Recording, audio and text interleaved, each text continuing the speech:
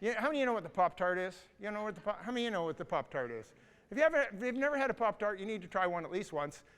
One won't kill you, two might. But if you're in a hurry, you can microwave it. Step number 2, I'm going to throw it up on the screen, microwave on high setting for 3 seconds. 3 seconds. If you have to make breakfast in 3 seconds, you're probably scheduling your day too tightly. This is what I'm saying.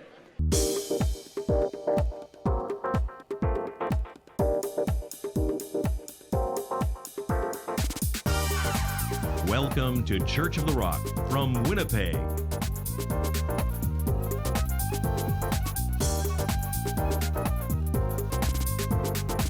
Stay tuned to this week's thought-provoking message from Pastor Mark Hughes.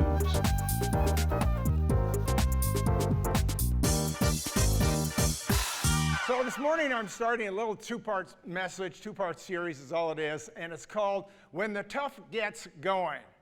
Did you hear that? When the tough gets going. Not to be confused, when the going gets tough, the tough get going. We all hear that expression. That's the world's expression. That doesn't really work for me. For one thing, who are these tough people? Right? Who are these tough people? I'm looking around the room. I don't see too many tough people. I see a bunch of soft people. And I don't say that in a pejorative way, because the tough aren't going to inherit the world or the earth, right? Who's going to inherit the world? Yeah, the meek are going to inherit. And, when I think of growing up, you remember this, who are the tough guys? And they were the bullies, right? Do you really want to be one of these bullies? And, my experience was this, that when the going got tough, the not so tough ran away. And you all know what I'm talking about. And, now I know you look at me and you think I'm super tough because, here I am at my age and I'm super ripped and cut and jacked and buff and you get it, all those things. But actually, I'm a Georgie boy. You say, well, what's the Georgie boy? Well, you remember, Georgie Porgy, pudding and pie, kissed the girls and made them cry. And when the boys came out to play, Georgie Porgy ran away. And that's sort of who I am. Tell you about a little thing that happened just last night. Kathy and I had this, shakedown royal fight last night, a big one, big blowout. It is terrible, I just got to tell you.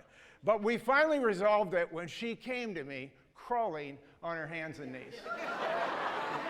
And you know what she said to me? Come out from under that bed and fight like a man. That's what she said.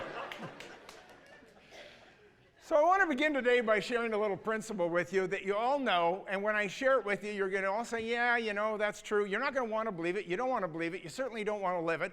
But when I share it with you, you're going to actually agree that it's true. And here's a little principle that has been proven. They've done research on it. You ready for this one? You're not going to like it. And here it is, that things usually get worse before they get better. It's a principle in life. And, we always think, we have a little bump in the road, and the next thing that's going to happen is things are going to get better. No, that's usually not what happens. Usually you have one little dip in the road, and then another dip, and another dip. And those of you that are in the stock market know it's called the Elliott wave theory. And when there's a correction in the stock market, it doesn't go down once, it goes down 3 times before it bottoms out and then starts coming back up again. And things generally get worse before they get better. And, I loved what R.C. Sproul said. Someone came to him, he's a great theologian, and someone came to him one day and said, I have a question for you. Why do bad things happen to good people? You know what he said? I wouldn't know. I don't know any good people. And that's a great answer.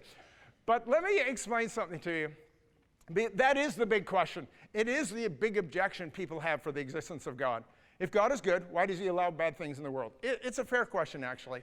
And there's a longer answer, and that's not my intent today to try to answer it, but the very short answer is this, is that we live in a fallen, broken world. Evil exists. We live in the dynamic tension between God and the devil, between good and evil.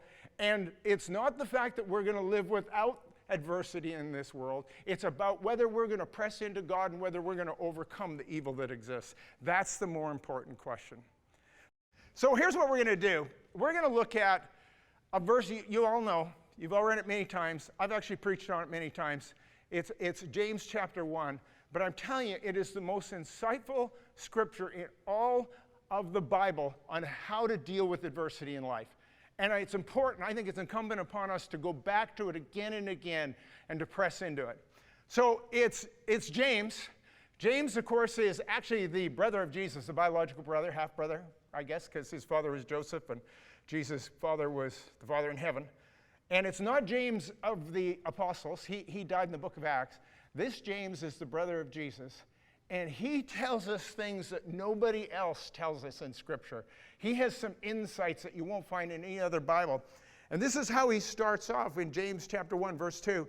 He said, "My brethren, count it all joy when you fall into various trials, knowing that the testing of your faith produces patience, but let patience have its perfect work, that you may be perfect and complete, lacking nothing."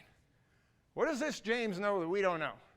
Count it all joy when you fall into various trials? Yeah, we all do that, right? You do that?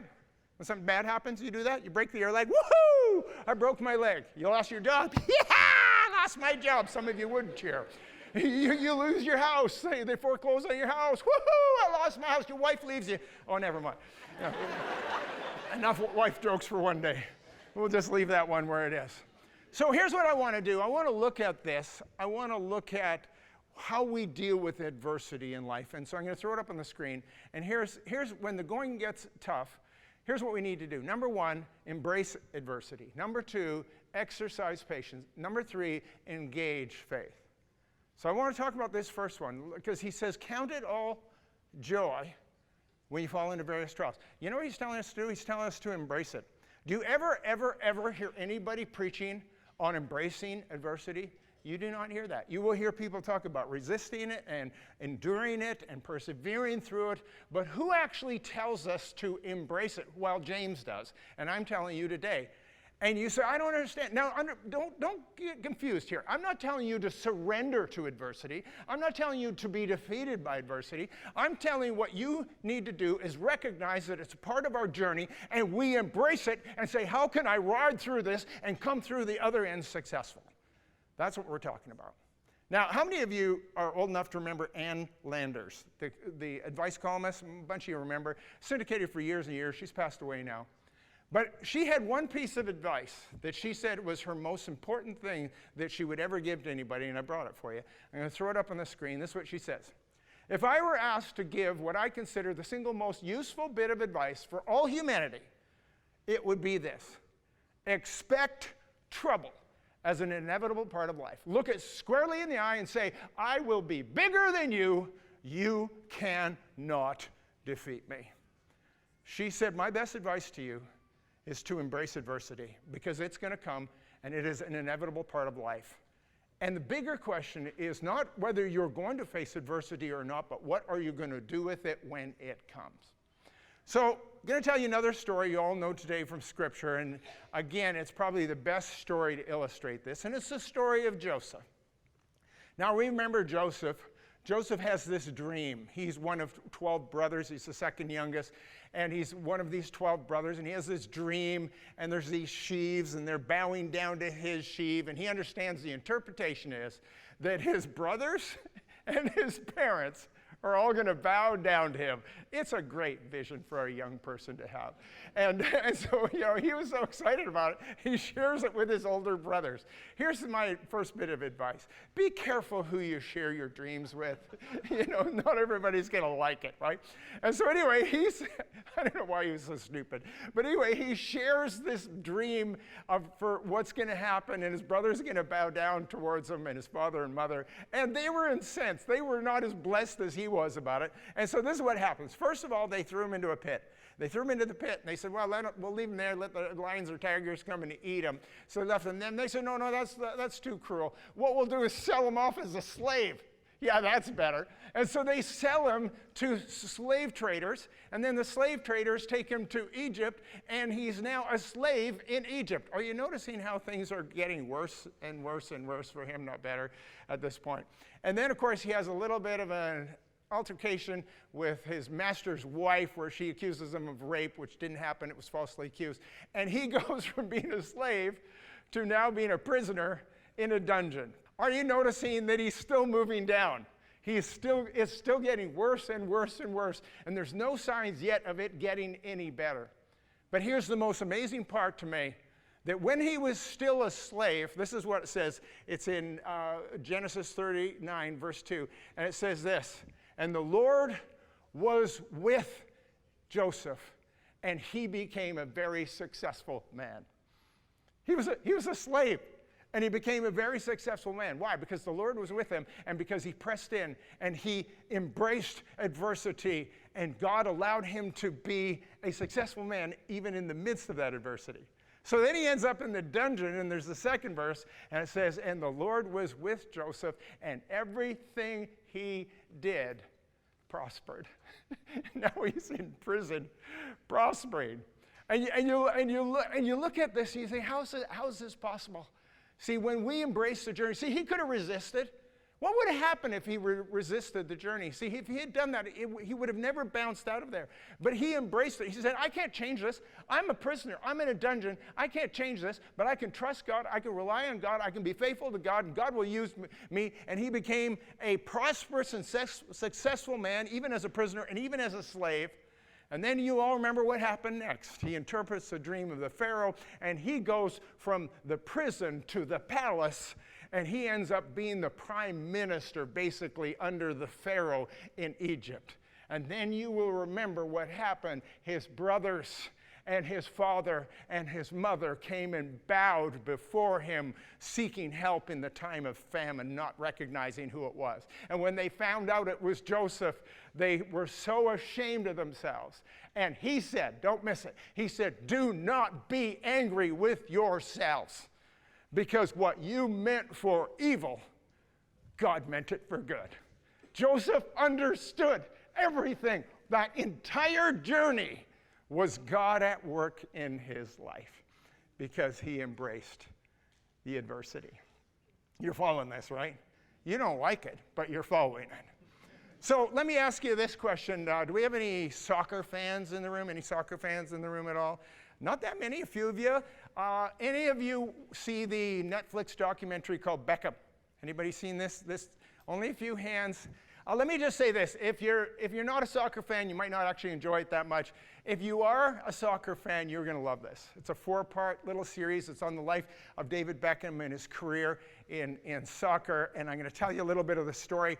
I'm a big soccer fan. Our son was an elite-level soccer player. He and I sat and watched English Premier Soccer every Saturday morning, and particularly Manchester United that David Beckham played for. And so we knew his whole career, we knew his whole journey. So we wanted to see it when this documentary came out. So here's how the story goes. He was recruited by Sir Alex Ferguson, the manager of Manchester United, when he was 12 years old. And he was in the dressing room, and then he actually started playing for the team at 17 years old. And by 23, he was a superstar in the English league. Then something happened that really caused his life to take off. And he married Victoria Adams. Anybody know who she was? Yeah, she was Posh Spice, one of the Spice Girls. Here's a picture of their wedding. And of course, they became the most famous couple in the whole wide world. They were more famous than Charles and Diane. I mean, seriously, they were absolute royalty. He was the Brill Cream guy. He had great hair, still has great hair. And so they were incredibly famous. They were actually on top of the world. And then he gets recruited for the England team in the World Cup. And they're in the qualifying round. This is the big turning point in his life. They're in the qualifying round. He has this altercation on the field with Diego Simeone. And here's a picture of it. And he's lying on the ground. And what he does is he is sort of in a moment of frustration. He just flicks his heel, just flicks it like that. He actually misses him or maybe barely grazes him. And Diego throws himself on the ground like they do. Oh, and rolling around like he's in pain. And the ref walks over and flashes him a red card. Now, if you know anything about soccer, the red card is not a warning. It's an ejection from the game. And not only are you ejected from the game, your team now plays a man less. So now you're with 10 men instead of 11. And so he gets ejected out of the game. Of course, Argentina goes on to win. And then as a result, because it was a qualifying match, England is booted and are out of the World Cup. So just like that, it was over. He became, as a result of this, what happened was the coach really threw him under the bus on this one and said he was, was very bad and it was a huge mistake and he wasn't very bright, and he just really gave it to him. Not Alex Ferguson, the coach of the English team. And the media jumped on this, and the English public jumped on this. And understand something about England. Soccer isn't a sport. It's a religion. and it is a fervent religion. And he became the most hated man in England. And the tabloids said stuff like this: 10 heroic lions, 1 stupid boy. And people spat on him when he walked down the street. And people swore at him, and people threatened their lives and their family and their kids. And he went through a year of absolute horror and absolute despair, really, because of the way he was treated by his own countrymen. So much so that every time he walked out on the pitch, they booed him. The crowd booed him, and every time he made a play, they booed him, and every time he made a bad play, they booed him, and he was the most hated man. And so Alex Ferguson of Manchester United said, "We will be with you, we're going to stand behind you," which they did. The team stood behind him, so that was good. But England had turned against him. What do you do when you're the most hated person in England? What do you do when you're out on the soccer pitch, and every time you go out, you get booed by the crowd? And he could have folded like a cheap lawn chair, but he decided that he was going to embrace it. And every time they booed, he played harder.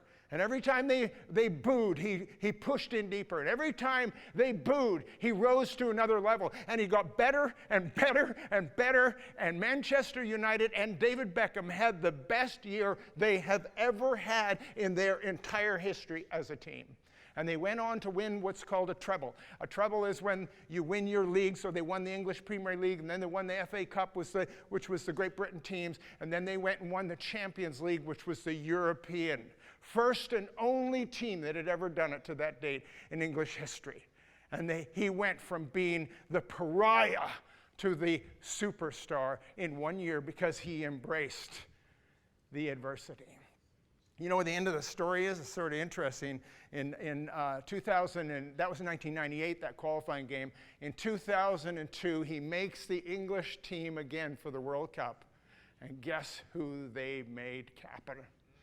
David Beckham. There he is with the yellow captain's armband. And you know, and I'm not a huge fan of David Beckham as a person. Actually, I find him self-absorbed and narcissistic.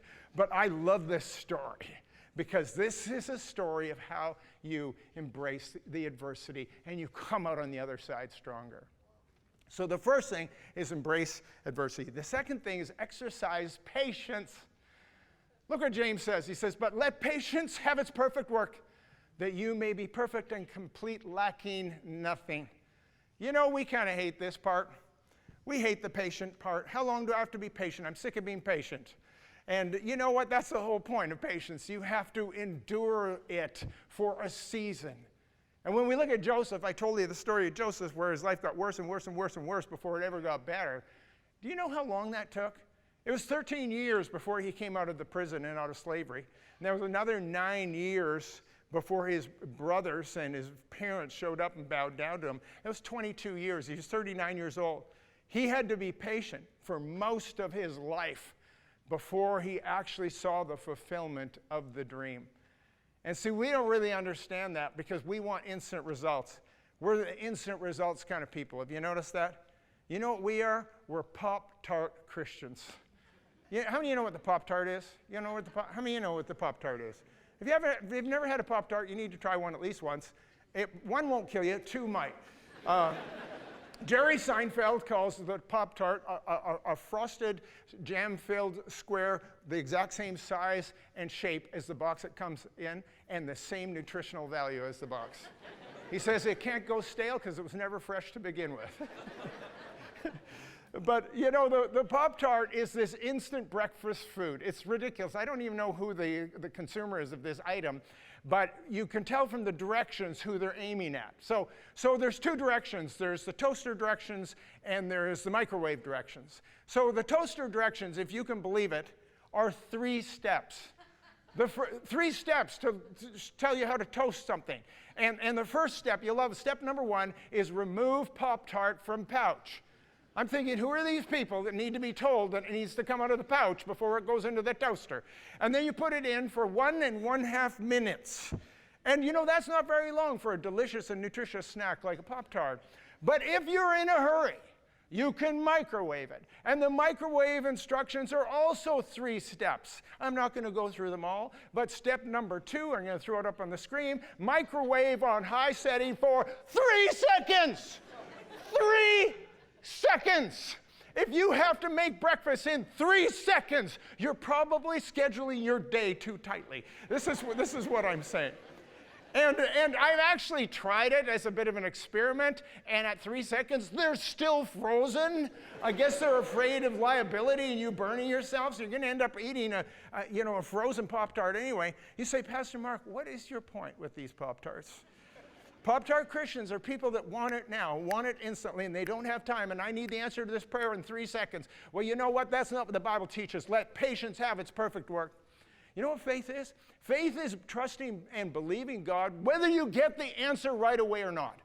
And true faith is not praying and getting the answer immediately. True faith is I'm going to pray, and I'm going to pray, and I'm going to pray some more. And if I don't get the answer instantly, it doesn't matter. I'm going to continue pressing on and in. That's what honors God. That's what faith is. You following this? And so let patience have its perfect work. Let it play out. And it's going to take some time because that's how it works. If you're going to get the answers, you need to let patience have its total work, and then you will be complete, lacking nothing. So I want to tell you a story about patience and adversity, kind of both. So there's this boy that's born in Ohio. His name is Tom. And Tom really struggled right from the get-go. He had an IQ of only 81, average is 100. So he's below average intellect-wise. And then he gets sick, he gets scarlet fever, and he ends up being out of school for 2 years. He goes back to school, he's way behind, he's failing like crazy. His parents pull him out of school. They're trying to homeschool him, and that's not really working. He's developing behavioral problems. He's aloof, he's stubborn, he shows little emotion. I think if it was to happen today, they would, put him somewhere on the autism spectrum. He began these behavioral problems to the point where he burned down their barn. It wasn't going great, and then to make matters worse, he started to lose his hearing. He was going deaf. Finally, after he burned down the barn, they kicked him out of the house. And he went off to the city. He was 15 years old. And he got a job working for the railway, running the telegraph, the dots and the dashes. And that's the one thing, even though he was partially deaf, it was the one thing he could hear. He could hear the clicks. And he figured out a way to improve the telegraph. And of course, the railway was so excited, they sent him to New York City. He started working with the New York Stock Exchange, and he improved the stock ticker, which you all remember from the old days, the analog stock ticker. He improved that, and they paid him $40,000, which was a princely sum. He was like incredibly wealthy as a young man with this great idea. And then he went on to continue to develop and innovate other things. And he came up with this device that was able to record music. He called it the phonograph. And the first song was Mary Had a Little Lamb. And then another device that could do moving pictures, not just still pictures. And it became the motion picture camera. And then he bought a patent from a Canadian by the name of Woodward, and it was for this lighting device, and he figured out a way to make the filament last longer, and of course, he called it the light bulb. Anybody know who this Tom is? Anybody figuring this out? And of course, I'm talking about Thomas Edison is who I'm talking about, and by the end of his life, he's been considered, even to this day, as the greatest inventor of all time. He held 2,332 patents. And it all began as this struggling, underachieving child that was just persevered through life and became one of the world's and history's most successful people. And you all remember his quote. Do you remember his quote?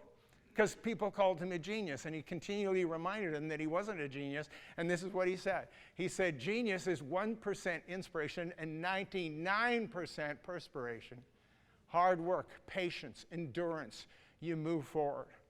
I like the way Yogi Berra, the baseball player, put it. This is my favorite one. He says, baseball is 90% mental, the other half is physical. So the first thing is this, you need to embrace adversity. The second thing is you need to exercise patience. And the last and final thing is this, is you need to engage faith. So if we look at it again, it says, knowing that the testing of your faith produces patience. And faith and patience, they go hand in hand together. You've probably figured this out as I've been talking here already. But I call this James' secret formula for success. And it's so simple. It's faith plus patience equals results. And if we understand that, that's what James is teaching us. Faith is, in itself is not enough, because your faith will be tested, and it will require patience. And if you can add faith and patience, you will actually see results. So I just want to close with one final story to illustrate this. So some of you know that we, throughout the Ukrainian war, we've been supporting some missionaries and pastors in Ukraine to the sum of tens of thousands of dollars, actually. And I had an opportunity just this past week to meet them. And I was able to sit down with two of these pastors, Andrei and Dimitrov, and sat down with these two men that are right in the thick of it, in the middle of pastoring churches, in the middle of a war zone in Ukraine. And I was thrilled to hear their stories, as horrific as they were. But let me share a little bit about it. So Andrei pastors a church in the city of Zaporizhia. And Zaporizhia, I'm going to show the map up. So here's southeastern Ukraine. There's the border of Russia. And all that pink there is all the area that's now occupied by Russia in this war that's been going on for months and months and months. And you can see to the left of the picture there, you can see Zaporizhia, where Pastor Andrei is from. I want to talk about the fact that he's only 40 kilometers from the front, where the battle is raging on. They go to bed every single night to the sounds of bombs going off, and that's what puts them to sleep. And he hasn't left, and he hasn't run away, and he's enduring this because he's on a mission. And I want to talk about, if you look at the next city over to the right there, it's Mariupol. And Mariupol was, you remember this because we all saw this on television.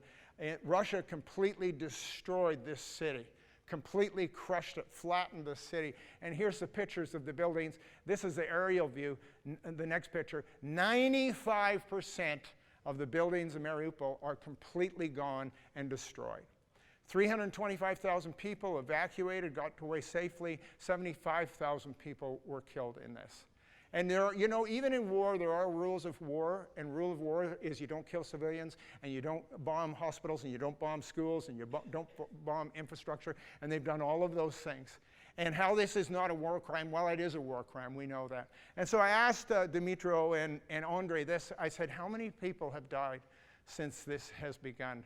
And I was shocked by the number. I suppose I could have looked it up. But they said, we've lost over 500,000 Ukrainians. 500,000 people. 500,000 of their countrymen have been mercilessly killed, murdered. And so then we have Pastor Andrei, and I said, why are you still in your city? And he says, because there's people still in my city. And even though the front is only 40 kilometers away, and even though we hear those bombs going off every day, and even though we might be the next city, he says, God has called me, and he's placed me in the midst of this adversity, in the midst of this trial, this conflict, and his church has gone. Are you ready for this? It's gone pre-war, it was 50 people. Today, he's got 500 people in his church every Sunday morning. It's growing because people are seeing this resilience, and they're seeing this faith of this man that is committed to fighting for his city and fighting for his church and fighting for the kingdom of God. And he says, everything has changed in the midst of this conflict. He said, before, when you preached the gospel in Ukraine, no one would listen to you. He says, now we go down to the train station because people are leaving. They're getting on trains, and they're heading west. And he says, we go stand on the train station dock. I have a picture here. And we go stand there, and we preach the gospel to these crowds of people we don't know. And we ask them how many would like to pray and invite Jesus into their heart. And every single last one of them says the prayer and invites Jesus into their heart because they're so desperate. They have nothing. They've lost everything. They're in a war zone. They're leaving everything behind. Their families and their homes and their schools and their jobs and their careers and their businesses. And the only thing they have left to hold on to is Jesus. And that's why this is so important, what I'm talking about today. That when the tough gets going, then the faithful are the people that have to really stir up. They have to embrace adversity, exercise patience. They have to engage in their faith, knowing that many are the afflictions of the righteous, but the Lord delivers them out of them all. Let's stand together, shall we? If you'd like a booklet to help you understand more about God's gift of forgiveness and reconciliation through Jesus Christ, please contact us, and we'd be happy to send you a free copy of the Book of Hope.